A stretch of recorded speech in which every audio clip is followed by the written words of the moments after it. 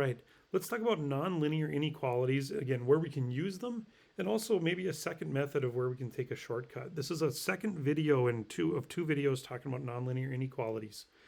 So again, if you haven't used what we call sort of the test point method, I would definitely watch video 1. I'm going to take you through that very quickly here on this example. But again, if you want a few more examples, the first video on nonlinear inequalities might be a good idea. Again, why would we want to solve a nonlinear inequality? Well, remember, when we're talking about the domain of a square root, what we're saying is the numbers underneath the square root, right? So that x cubed minus 4x squared, that all of those values need to come out greater than or equal to 0. In order to get us real answers, we need those numbers to be positive, right? Or 0. So the or equal to does matter. Well, in order to solve that, we're going to go ahead and factor this out, right? So we got x squared times x minus 4. And again, we're still wondering greater than or equal to 0, but I'm going to ignore the inequality for a second. I'm going to look at what are my test values? What are my values where I'd be equal to 0? Well, at x squared equals 0 means that x equals 0, right? And then x minus 4 equal to 0 means that x equals positive 4. So when I think about my test values, right, for my number line here, I'm going to say 0 and I'm going to say 4.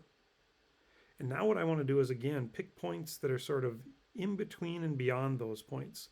So I'm going to make a little table, plus and minuses here, because I'm not that worried about the output numbers. I just want to know, are we going to be greater than or equal to 0 or less than?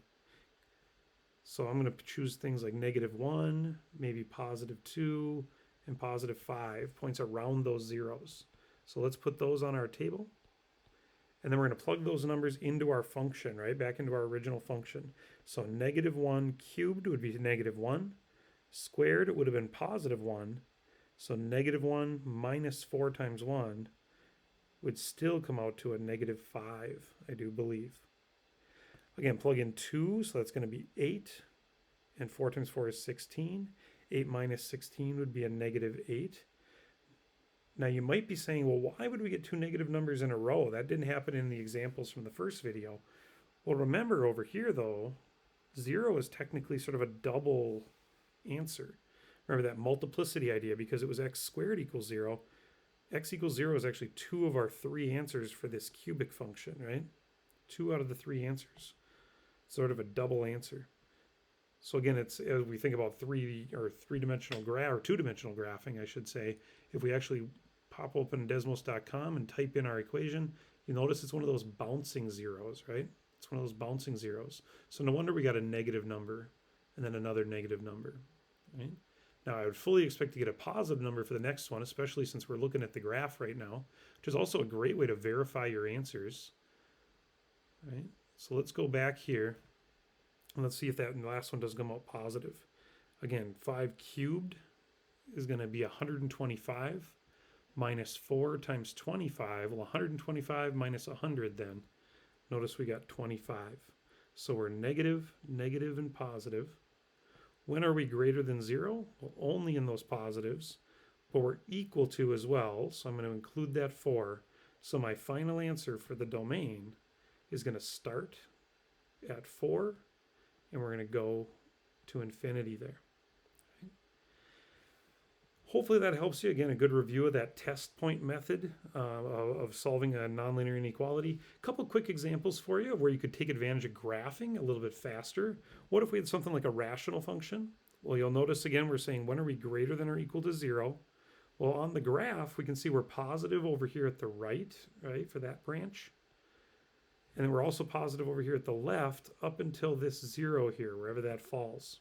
So the two things we would need to know about are, where are the zeros? Well, looks like 0 at x equals -8. And then also, where is the asymptote between those two branches? Well, remember the vertical asymptotes come from the denominator in a rational function.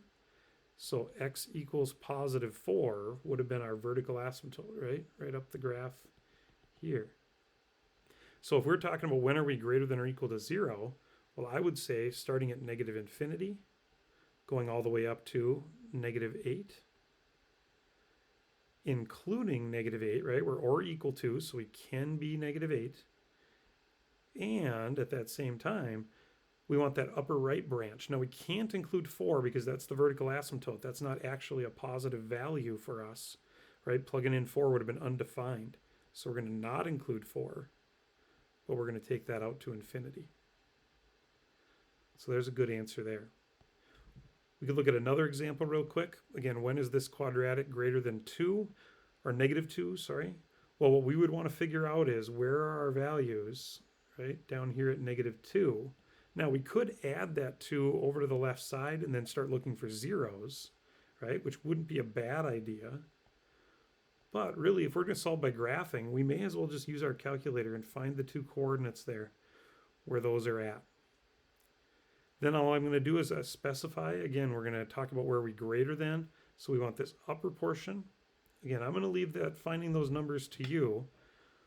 Maybe have you do a little of the work here. Negative infinity though, up to, let's just call this point A and we'll call this point B. So negative infinity up to the x value of point A. We don't want an equal sign, right? Not or equal to, so don't include. But then also start at point B, right? Whatever its x value might be. And let's take that out to infinity. Again, you can find those values. We've just done that sort of thing before. But to save a little time, if you have any questions, talk to your teacher. Otherwise, have a great day.